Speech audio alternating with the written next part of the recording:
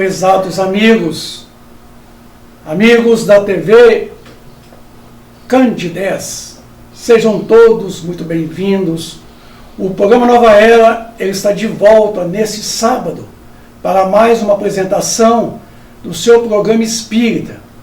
O programa Nova Era ele é uma realização da AME, Aliança Municipal Espírita de Divinópolis, com a coprodução do CEP. E hoje estamos aqui nos estúdios da TV Candidez para mais uma apresentação deste programa. E hoje temos a felicidade de receber a Deusair Guimarães, uma amiga nossa, oradora, expositora em nosso movimento espírita, e ela fará para nós hoje sobre os milagres, se realmente Jesus Cristo realizou os milagres narrados em todo o contexto bíblico. Deusair, seja bem-vindo. Obrigada, Vicente. Boa tarde a todos. Que Jesus possa nos intuir para que possamos falar o que é da vontade do Pai, se Deus quiser. Isso. A Deusair está vindo hoje para poder esclarecer algumas questões. Será que realmente Jesus Cristo operacionalizou aqueles fenômenos chamados milagres? Então, lá vai a primeira pergunta para a nossa amiga Deusair. Deusair, qual o verdadeiro significado da palavra milagre? Bom, Vicente, a palavra milagre vem do latim miraculous, mirare, maravilhoso, extraordinário, sobrenatural. É aquilo ali que as pessoas daquela época não sabiam dar definição, né, do milagre, daquelas coisas que acontecia, que Jesus veio fazer para nós. E aí o que acontece? Aí as pessoas dão qualquer nome, né? Isso. E claro que ele diz, né, eu não vim destruir a lei. Jesus deixou bem claro isso. Eu vim para cumpri-la, né? Muito. As curas espirituais, né? Respeito de si próprio, a própria criatura, porque ninguém, gente, cura ninguém, né? E Jesus deixou bem claro quando ele fala sobre a mulher hemorroísta, né? Quando ela chega perto do nosso Mestre Jesus e pensa, né? Foi 12 anos, né, daquela hemorragia, e ela só ficava imaginando, ficava, né, orando, pedindo a Deus, para que ela pudesse se ver livre, né, daquele sangramento. E ela pensa assim, gente, o dia que eu encontrar Jesus, que eu tocar na orla do nosso mestre, né, é na orla mesmo, né? Isso. Ela ia ser curada. E foi isso que aconteceu. Você tem que querer, você tem que ter vontade, porque aí Jesus disse para ela, né, a tua fé te curou. Então não é ele, né, que curou, é a gente mesmo. E a gente acreditar, né, a gente é capaz de receber este, vamos dizer assim, né, milagre, né, que no Espiritismo não tem milagre, não, né, gente? Não tem. E os requisitos básicos, meus irmãos, para a nossa saúde estão em nós mesmos.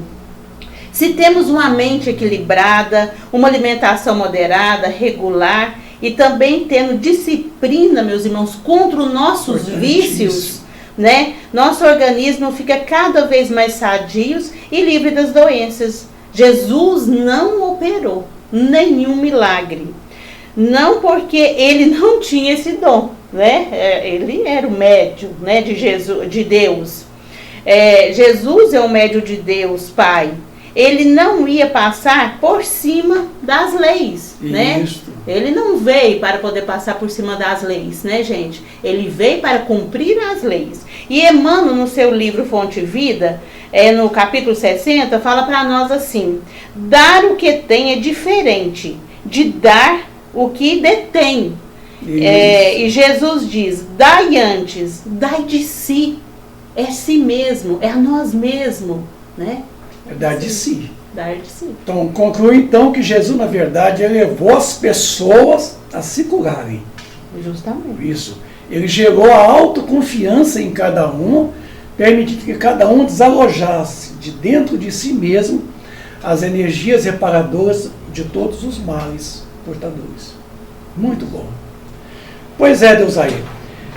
Sendo Jesus essa grande promessa de Deus a todos nós, qual que é a origem e a natureza de Jesus Cristo? Pois é, Vicente, a origem do nosso Mestre Jesus, está no Evangelho de Mateus, diz que a chegada do nosso Mestre Jesus foi em um estábulo na Palestina, na cidade de Belém. É de importância mundial, gente, a chegada do nosso Mestre Jesus, porque ele era um espírito puro. Ele está na primeira ordem dos espíritos, né? Está ali no livro,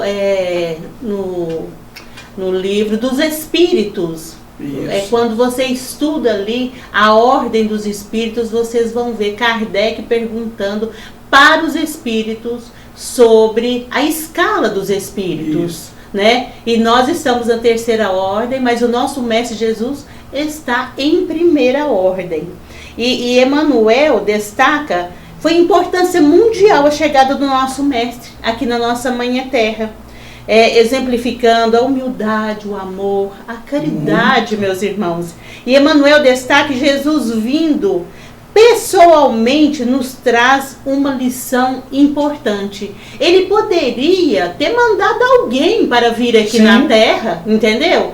Não, ele próprio, ele quis ele mesmo. Imagina o espírito da primeira ordem para descer aqui nesse orbe terrestre, onde tem tanta dor, tanto sofrimento, tanto egoísmo, neste vale de lágrimas. Esse espírito puro para vir aqui no meio de nós, para poder deixar para nós o amor, a caridade, a igualdade. Porque naquela época ali de Moisés, né, era olho por olho, dente por dente. Certo. E ele veio e falou, não, gente, por que vocês não pregam o amor? É todos iguais, somos todos uma família, somos todos irmãos. E foi isso que Jesus veio aqui na Terra, só que ele sai daqui, né, gente? Numa cruz, infelizmente, né? Verdade. E a origem, né? A natureza, né? Na questão 625, Allan Kardec, o nosso querido codificador, fala o seguinte para nós. Pergunta os espíritos, né? Pergunta às vezes qual é o tipo mais perfeito que Deus tem oferecido ao homem para lhe servir de guia e modelo. E os espíritos respondem simplesmente vê de Jesus. Né? É só isso. Porque Jesus está, né, igual nós já falamos, da primeira ordem, ou seja, um espírito puro, superior, com a missão de ajudar e guiar toda a humanidade em um rumo da perfeição espiritual. E é interessante colocar que a questão dele, da resposta, modelo e guia, modelo é para a gente seguir, para a gente imitar isso. E o guia é para a gente ir atrás, quer dizer, seguir aquilo que nos guia. Sendo Jesus, então, aquilo que nos guia, e sendo ele um modelo mais perfeito que nós devemos aproximar isso. E conquistar nessa imitação dessa perfeição, caminhando. É isso mesmo, gente. Deus aí, na Bíblia, de certa forma, narra que Jesus Cristo realizou alguns milagres. Por exemplo, curas, a multiplicação dos pães, a transformação da água em vinho, etc, etc. Isso tem fundamentação doutrinária? Não, Vicente, não tem. A transformação da água em vinho, Jesus, meus irmãos, era da natureza extremamente elevada, né? Não é dizer que ele não dava conta de fazer esses milagres, porque ele era o maior médium, ele era, né, de Deus, ele era um espírito puro, mas ele não queria, né, derrogar as leis de Deus, não. Ele ele veio aqui na Terra para poder obedecer e ensinar a nós, para nós que sejam obedientes também a essas leis, né? Porque senão, se ele tivesse feito alguma coisa de extraordinário, sobrenatural, né, para poder impressionar as pessoas, para as pessoas ficarem do lado dele, né? E aí, como que seria? Qual que era o exemplo para nós seguir, igual o Vicente que acabou de falar agora mesmo? Né? Não tinha como, né? E porque Jesus falava em parábolas, considerando com o primeiro ato público, Jesus inicia sua missão. Podemos dizer que o vinho bom guardado até agora são os ensinamentos, meus irmãos, do nosso Mestre Jesus, superior aos recebidos anteriormente por Moisés. Porque, vocês lembram de uma parábola que fala que não coloca vinho em odres, né? Em garrafas sujas, né? Tem que colocar o vinho na garrafa limpa. Então veio Moisés para poder preparar, né, o terreno, sim, para o nosso mestre chegar. Então o que acontece? Então ele fala aqui, ó, não nos recebido anteriormente por Moisés, porque nós não aceitava o amor e a compaixão, que seria simbolicamente o vinho de pior qualidade. Até mesmo a humanidade não estava preparada para receber este vinho bom. Éramos ignorantes e somos até hoje. A gente ainda não compreende qual que é o verdadeiro ensinamento do nosso Mestre Jesus e às vezes a gente não quer obedecer ainda. Mas a cada dia vamos obedecendo, vamos estudando, vamos tentando compreender, trazer para dentro de nós estes ensinamentos. Colocar o remendo, né? Emmanuel fala, né, claramente que não adianta nós pegar uma roupa velha e colocar um remendo novo, né? Verdade. E assim é o vinho, né? São os pães. Tem uma passagem também que eu achei muito bonita sobre o evangelista Marcos, no capítulo 7, vai trazer para nós um fato que tem dois elementos, gente, importantíssimo neste fato, que não é a multiplicação dos pães, mas dois elementos centrais que não são multiplicar pães e peixes, porque para Jesus isso era muito simples, né, Vicente? Com certeza, eu poderia muito bem. Nossa, mas nessa passagem temos uma pergunta e uma assertiva.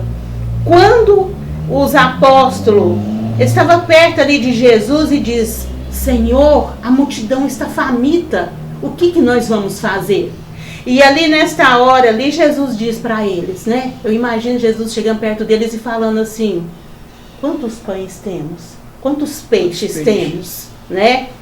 E em outras palavras, era assertiva para fazer o bem.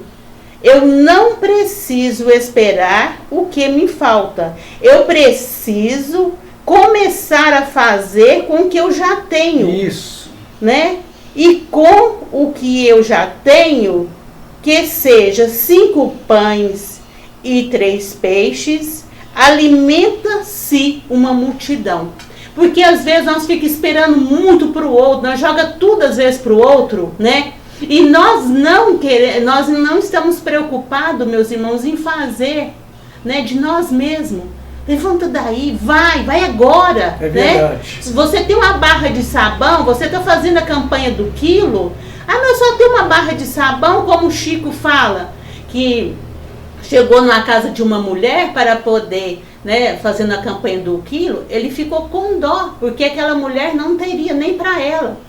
Mas ela parte uma barra de sabão, entendeu? Naquela época era uma bola de sabão, nem existia barra, não, mesmo fazia, né? Pegava um pouquinho de manteiga ali, um pouquinho de sal e fazia. E ali ela parte aquela bola de sabão e dá para eles na campanha do quilo. Saía luz daquela barra de sabão. Então, meus irmãos, é uma comparação chula para nós compreender o significado, a importância do que Jesus queria dizer para nós com essa partilha dos pães e dos peixes. O que tem dentro do seu cesto? Só tem 2 pãezinhos, vamos dizer assim. Pega eles, começa agora, não deixa para depois, porque se nós deixar para depois, é pior. Essa pergunta nos leva a compreender, meus irmãos, a entender que a boa vontade nos leva a fazer o que quer fazer. Não esperar o recurso aparecer. Sim. Não, quando eu aposentar.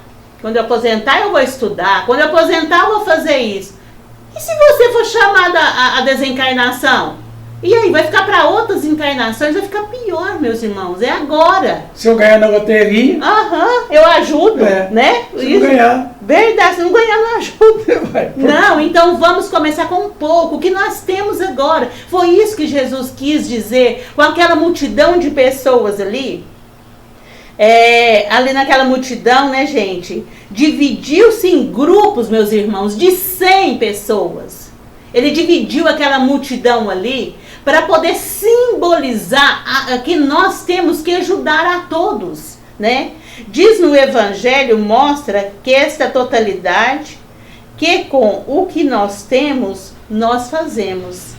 Dá a eles, vós mesmo, o de comer, dar de si mesmo. É isso que Jesus quer, dar de si mesmo. Isso. Não manda o outro fazer, não. Tem fulano passando mal no hospital, vai lá você, né?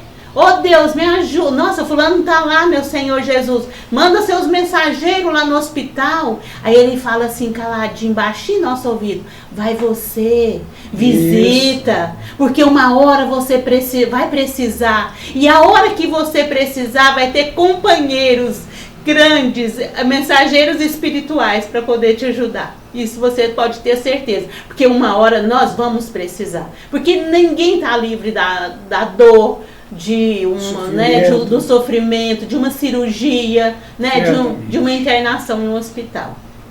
Então, isso quer dizer, Deusaide, que além da beneficência, que é dar, você tem a atitude da benevolência. Por isso, que é mais do que a beneficência. A beneficência é você dar. A benevolência é você dar-se e dar de si. O que é mais valioso. Fala para nós um pouco a respeito da mulher samaritana. Pois é, a mulher samaritana é vamos dizer assim, né, uma parábola, um significado, né, dos evangelhos que eu amo, porque traz para nós, eu falo que daria um seminário, né? Quando Jesus passa ali por Samaria ali e fica ali no poço, né, para poder encontrar com aquela mulher que precisava, eu falo assim, que já estava escrito, né, que Deus falou para ele, tal dia, tal horário, você fica ali, para poder ajudar aquela mulher, para poder aquela mulher expandir o evangelho, como Emmanuel falou, que a primeira caridade que nós praticamos é dar a continuação nos evangelhos. Isso. É falar, né, porque às vezes a gente estuda uma coisa, a gente não pode reter para nós. Temos que colocar este evangelho, meus irmãos, na mão daqueles que não têm, daqueles que não acreditam. E a mulher samaritana, o significado dela, que era uma pessoa caridosa, que tinha um bom coração. E como Jesus chega nela no poço e pede ela água.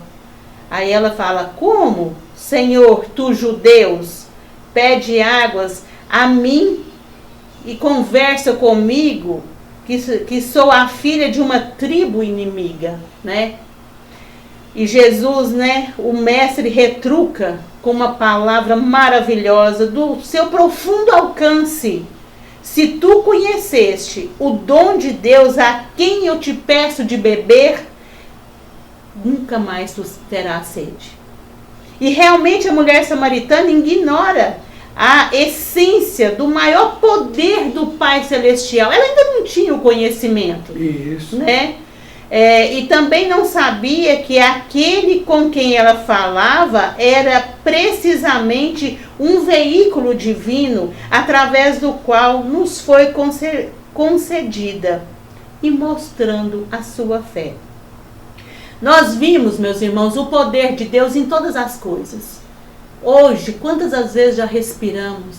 Quantas as vezes tivemos este coração batendo dentro do nosso peito? Quantas das vezes, meus irmãos, às vezes a gente pensa assim, nossa, eu tenho que levantar e fazer isso. Se não tiver o nosso anjo de guarda ali por perto, você entendeu? E a força de Deus para nos levantar do nosso leito, nós não temos nem força para levantar.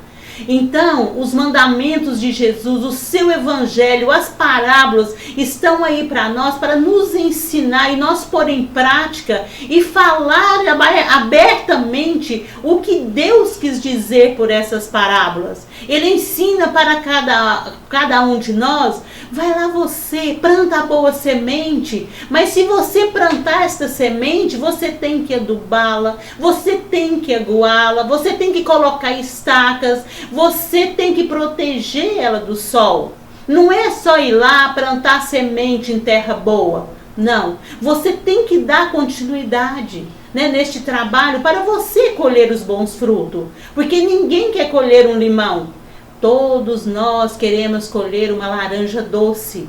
E é isso que Jesus apresenta para aquela mulher ali, a nossa querida, a mulher no poço de Jacó, a samaritana. E é um convite, né, meus irmãos? Esta boa nova é um convite para cada um de nós, na reforma íntima. E se nós encontrar nós temos que encontrar a sua própria essência, que é Deus nosso Pai. Por isso precisamos aprofundar, aperfeiçoar a cada dia mais. Jesus é a fonte, meus irmãos, da água viva, que nunca se esgota. E que bebendo desta água, a gente jamais terá sede. Porque Ele é aquela pessoa, aquele Espírito que atende a todas as nossas necessidades, isso, e vem sempre nos suprindo com seu amor. Então, essa passagem realmente samaritana, ela é de fundamental importância para poder entender essa água da vida, essa água que nós haveremos de beber, que é justamente onde vamos encontrar, quando a gente toma dela, sacia-se toda a sede de justiça, toda a fome e sede da justiça de que o mundo inteiro, até então, embora a gente vê tantas injustiças, mas não tem injustiçados.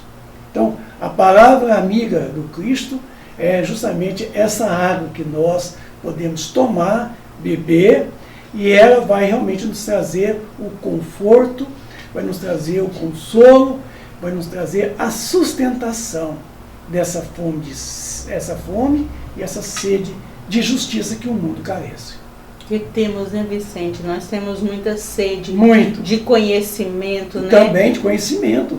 E a palavra dele é a palavra amiga. Isso. É a palavra que vem trazer o sustentáculo. Quer dizer, eu sou o pão da vida. Né? Que aquele que comer desse pão não terá mais o quê? Fome. Isso. E beber dessa água não terá mais sede de justiça, porque o ensinamento dele nos faz entender a justiça, que é o respeito aos direitos da outra pessoa. Deus aí, os milagres narrados na Bíblia comprovam a divindade de Jesus? Pois é, Vicente, o que acontece, gente? Em Coríntios 3:11 fala para nós assim: Jesus não precisava fazer nenhum milagre, né? Então ele não veio aqui para fazer milagres, né? Isso. Que Jesus é o nosso alicerce, é a nossa esperança, segundo o mandato de Deus. Ele veio aqui, gente, de uma humildade que não tem mais tamanho, né? Ele nasceu ali, vamos dizer assim, né, no curral dos animais, deixando para nós o amor, a simplicidade, a pureza. Isso. Né? Então ele veio aqui para nos ensinar só coisas boas. E infelizmente nós ainda pregamos o nosso mestre na cruz. Mas em Timóteo 1 fala para nós assim: temos muitas razões para crer na divindade de Jesus, provada pelos profetas, pelas profecias, feita nas escrituras sagradas há muito tempo atrás. Quando a mulher samaritana disse-lhe: eu sei que o Messias que se chama Jesus Cristo, vem. Quando ele vier, nos anunciará tudo. O que acontece? O pessoal estava esperando Jesus, o rei, né? Aquele homem ali que fazia, acontecia. E ele não. Ele veio ensinar para nós mesmos carregar a nossa cruz. Vai você, começa agora, levanta daí. Por isso que o nosso Mestre Jesus, ele é o maior. Ele veio aqui para dar o exemplo deste Cristo verdadeiro, né? Porque ele não veio aqui para poder fazer ninguém ficar com os braços encruzados, não. Ele veio aqui para igualar a humanidade, porque era assim, uns eram mais pobres, outros eram mais ricos, né? E aqueles ali que eram pobres, eram escravos, né? Era muito maltratado. E Jesus não queria ver aquilo. Então é isso que acontece, né, meus irmãos? Que quando ele vier, nos ensinará tudo. Jesus lhe disse: eu falo, eu sou. Quando ele fala para a mulher samaritana, né? Ela diz para ele assim: então, quando o Messias vier, ele vai ensinar nós tudo, ele vai falar para nós tudo, né? Aí ele diz para ela: eu sou o Messias, eu sou o Cristo enviado de Deus, né? E eu falo consigo, eu falo para você, vai e diz aos outros. Ela falou assim: agora mesmo que eu vou e vou contar para todo mundo que Jesus, o Mestre, chegou. Aí ele diz: eu estava te esperando. Porque somos nós que temos que levar a palavra de Deus, que buscar a palavra de Deus. Somos nós mesmos. Jesus não veio, meus irmãos, para impressionar a ninguém, para enganar também a ninguém. Ele é o nosso Mestre Jesus. Ele não veio para poder fazer enganações. Prodígios. José, nosso tempo já está se esgotando. Eu gostaria que você fizesse as suas considerações finais. Isso. Falando aí sobre o que pode comprovar a realeza de Jesus Cristo. Está no Evangelho, no capítulo 2, Vicente, tem item 4, quando Pilatos, no pretório, chamou Jesus e disse: tu é rei dos judeus? E Jesus responde: não. Que meu reino não é deste mundo. Se meu reino fosse deste mundo, certo que os ministros haviam de pelejar para que eu não fosse entregue aos judeus. Então, meus irmãos, naquela época o povo estava esperando um rei libertador. Alguém que viria como Moisés veio para tirar o povo do pecado. E o sacerdote cada vez mais rico e os pobres mais pobres sendo humilhados. Então eles acham que o Filho de Deus vinha agora, este rei, ele vai salvar a humanidade. E Jesus não veio para salvar a humanidade, meus irmãos. Jesus veio para ensinar-nos a carregar a sua própria cruz. Libertar. Para nos libertar. Não precisa você carregar a cruz do outro, mas carrega a sua com amor, né? E quando ele sendo rei, né, reinará e agirá sabiamente e praticará a justiça na terra, né? O juízo e a justiça na terra. Só para terminar, tem uma passagem também de Simeão com o menino. Quando Maria e José vai visitar Simeão, entrega aquele menino para ele, né? E ele vai, pega aquela criança com todo o amor e todo o carinho e pergunta ele assim: como que você vai fazer? Porque você não tem, né, nenhuma pessoa para poder te livrar do que você vai passar, menino. Como que vai acontecer com você?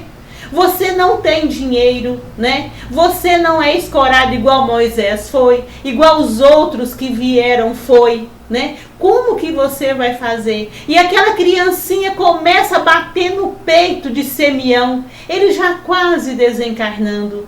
E aí no finalzinho, ele quisera dizer que não vinha representar os interesses do céu, dos seus, não vinha representar os interesses dos seus nas organizações responsáveis, mas efêmeras da terra. Mas ele vinha da casa do seu pai, justamente para representá-lo no coração dos homens. Foi isso que Jesus veio fazer aqui na terra. Deus aí, nós te agradecemos a presença desta manhã aqui na TV Cantidez, no programa Nova Era, que é uma realização da AMIA, com a coprodução do CEP, e queremos que você de outras vezes venha participar conosco desse programa. Agradeço a audiência, agradecendo a todos vocês, amigos, telespectadores da TV Cantidez, desejando a todos vocês um sábado repleto de muita luz, de muita paz, e que a mensagem que foi passada nessa manhã permaneça nos corações de todos. Obrigado.